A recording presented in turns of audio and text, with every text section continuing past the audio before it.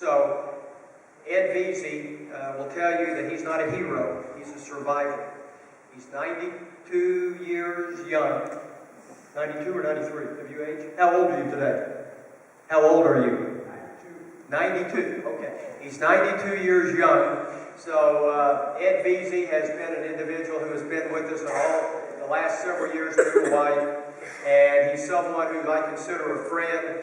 And I know many of you have met him, but if you had to have an advocate and you had to have someone out front carrying the torch for your cause, Ed Vezey is a gentleman I'd want to have. So with that, I'd like to introduce Ed Vezey.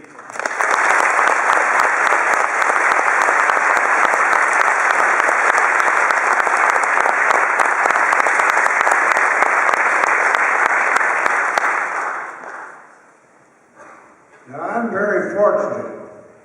You all were sitting out here in the audience and you heard every word he said. I was sitting behind him and didn't hear a single word he said. So I can start over from zero. I would like to talk about 2 hours, but it seems like they say, we're going to let you have the microphone, but we're going to give you a very short length of time, then we're going to take it away from you and throw you off the platform. So it will come to an end. Now, what I would like to talk about a little bit is what I guess they're calling these days your comfort zone. Now, you don't really ordinarily think of comfort zones as being anything but a nice warm fire and maybe a nice party going on. But your comfort zone is who you are, what you're made of, a storehouse of all of your experiences. And let me say right up front, my basic theme in life, which I follow to the best of my ability, is that life is one whale of an adventure, so grab hold with both hands and go for the goal. And you have to remind yourself of that from time to time. Now, I'd like to start out by just telling you very briefly my experience at Pearl Harbor on December 7th. I had a roommate, Frank Flaherty, better officially known as Francis Charles Flaherty. I didn't know his name was Francis until he got his citation. But he was a great fellow. We were good friends. And on the morning in question, December 7th, was a typical morning. Our comfort zone was very secure. We were in a nice big battleship, 32,000 tons of her, secure in a harbor with the gates closed. And everybody knew that no one could possibly attack Pearl Harbor. So we were discussing a very major problem. Probably the major problem of the day. Should we go swimming before breakfast or eat breakfast and then go swimming? And so that was bouncing back and forth, and we were not in any hurry to come to a conclusion. We were still lolling in bed in our pajamas. We'd been to sea the week before and shot a good gunnery practice, and the captain gave us the day off as much as you can. But that was going on, and all of a sudden, the loudspeaker broke open with general quarters, which is go to your battle stations, and specifically anti-aircraft personnel man your stations. Now, the standing orders, the protocol at that time, was in an air attack, the anti-aircraft crews man your stations. Everybody else goes below the armored decks for protection. A total of about 4.5 inches of steel in the decks and as much as 13 inches on the sides. So it was a nice secure little box and they could be comfortable. My roommate used to say, well, Ed, you're on the top side. I'm down below decks for battle stations. And when it's all over, I'll get a couple of sailors and a couple of swabs and we'll come find what's left of you. Well, it didn't turn out that way. Just a few seconds into that charade, we said, well, we're going to get dressed. We've got to go take a drill at this hour on Sunday morning. Well, some young officer who happened to be on the deck grabbed the microphone and he issued some rather classic announcements, which are not quotable in a nice audience like this. We begin to get the idea that, whoa, something's going on. Right about the same time, good timing, the ship just shuddered, shook all over. So Immediately we knew we weren't playing a game. Our nice comfort zone was getting interrupted. So as we went to our battle stations. I went to battle in pajama pants, moccasins, my brand new $17 cap I just bought. That's a lot of money in those days. And I grabbed my 45 and headed for my battle station, which was up on the foremast at aircraft gun control. Well, by the time I got to my station, there was a lot of trouble getting there because everybody was going below decks. But by the time I got there, we'd already been hit a couple more times. The ship was showered with oil and salt water, and it was obvious that we were in a serious battle. And we had no ammunition topside. We sent it all below in preparation for an admiral's inspection. Admirals have some value. It gets you real sharp. You know, this Oklahoma's a little screwed up. I hate to tell you that. We had summer all winter, and we had winter all spring. Now, here I am, a junior officer, being introduced by an admiral. That's unheard of. But hey, it's still a great place to live, right? Anyway, we all get our little comfort zones rocked from time to time, and sometimes we recover. Well, I got to my station, and all I could do was try to establish communications for the magazines to send us ammunition, but the ship was already dead. Officially, in 11 minutes, the USS Oklahoma was a dead ship. No power, no lights, already mortally wounded. It became obvious to me the ship was mortally wounded and would not get into the fight. So I told the people on my station, I was the only officer present, told the people on my station, abandon ship, guys. So we got out as best we could. And it's very easy to talk about it. Well, it's time to go. But it was very easy to get killed just getting off the ship. So about 20 minutes after the first call to general quarters, I was standing on the USS Maryland, the ship to which we had been tied, and I was in my basic birthday suit covered with about 2 or 3 inches of fuel oil, which is as thick as gelatin, and no identification, no watch, no glasses, no nothing. My total comfort zone had gone to 0. Believe me, you don't ever want to get into that situation. It took several days. I managed to get just enough clothes to put on. It's funny what people do. An old chief had a petty officer on the Maryland, stripped off his pants, gave me his underwear. I put it on, and he put his pants back on, and that was my uniform for a while. You can imagine how totally you're stopped. Well, that's my story, mine and Frank's.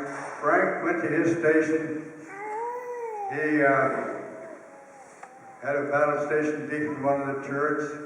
He was killed. I don't know how, but everybody in his turret who got out was loud in their praise of Frank, because Frank had held the light and helped him find the little narrow passages in all the jungle to save their lives. He was given the Congressional Medal of Honor, which he richly deserved.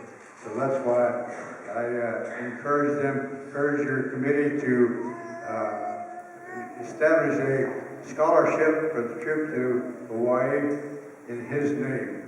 I just can't say enough good things about Frank, and I have a portrait of him hanging on my wall and chat with him every morning when I'm on my treadmill, and so that still hangs together. Now, one of the questions I get asked every year is, why do you go back to Pearl Harbor every year? You know that's not an easy question. The immediate answer, which is obvious, I love Hawaii, and you will too. And I'm not hard to convince that the trip to Hawaii is well worth the time and the money. But there's much deeper reasons than that. And part of it is still tied in the matter of comfort zones. And this is why I'm very anxious for as many of you as possible to go with your band and to be exposed to Pearl Harbor. It is a focal point of transition in which the comfort zone of the whole country was shaken to the core. The country snapped out of it, came back, generated people like Admiral Slavonic. He and his partner, Tucker McHugh, turned their lives over to the building of the memorial because they knew it was a turning point, a transition point. It needs to be memorialized and remembered so long as there's two people that can get together. People ask me, how long are you going to go back? I said, as long as there's two of us with enough strength to raise a glass, we'll be there. And I'm going to stick to that if I can. But the real reason is that there's a bonding between a sailor, his shipmates, and his ship. It is not really describable. The Army has quite a bit of it, but when you're on a ship, you're inside the skin of that ship, you are a unit of survival. Everything outside the skin of that ship wants to kill you, and will. I did some test flying for GE one time, and I saw a sign at one of the headquarters. It said, "The air is terribly unforgiving of stupidity, just as the sea is." And the sea is very unforgiving. Outside that shell, you don't have any friends. So there's a bonding, a closeness that you just don't find anywhere else. And when I go back to Pearl Harbor now, I'm actually rejoining that group of sailors that I sailed with, and so many of whom died. Now, people say they gave their lives. No, they didn't. Pardon me for saying so. It's politically incorrect. They were murdered by a bunch of hooligans with whom we were not at war. We were arguing about whether to go swimming or eat breakfast, and all of a sudden, nearly a third of the ship is dead. You're standing on the side of that ship, which is rotated 90 degrees, see water going up the stack. You know that a whole phase of your life is just flat over. Well, by going back, I can kind of regain connection with my friends, with my roommate, who's memorialized there, and become a little more, shall we say, comfortable in my own skin. Now the whole world has changed. You people, particularly you young people who are going over, you have an entirely different world than we had. At that time, the shores of the United States were, nobody ever thought of anybody trying to come over those shores and attack us. We were secure, and we had years to prepare and build airplanes and build ships and to recover and to get the war going in the right direction. You no longer have that comfort margin. Today's world, every coastal city could be gone tomorrow morning at 8 o'clock, just like we were at 8 o'clock 71 years ago. So you don't have that fundamental comfort zone. And I want each one of you, when you're over there, to look around you and realize that that's a microcosm of the world in which you live today. You're going to go there, you're going to see where all kinds of mayhem took place. The chaos of Pearl Harbor on that morning is absolutely beyond comprehension. The noise, the filth, the dirt, the chaos, ships blowing up everywhere. And on our ship, we were turning over with the Maryland was actually firing across our decks. I lost an eardrum just because they were poking guns right alongside me and blowing my head off. But so when you go, I hope that you will pick up a little bit of a shake to your comfort zone that includes the reality that we don't have anything like the situation we had when I was a young man. I'm sorry you don't, but that day is gone. I like what Albert Einstein said. After World War II, somebody asked him, what will the weapons in World War III be? Well, he says, I don't know what they will be in the next big war, but I can tell you what they will be in the war after that. It will be bows and arrows. And that's the way it is, my friends.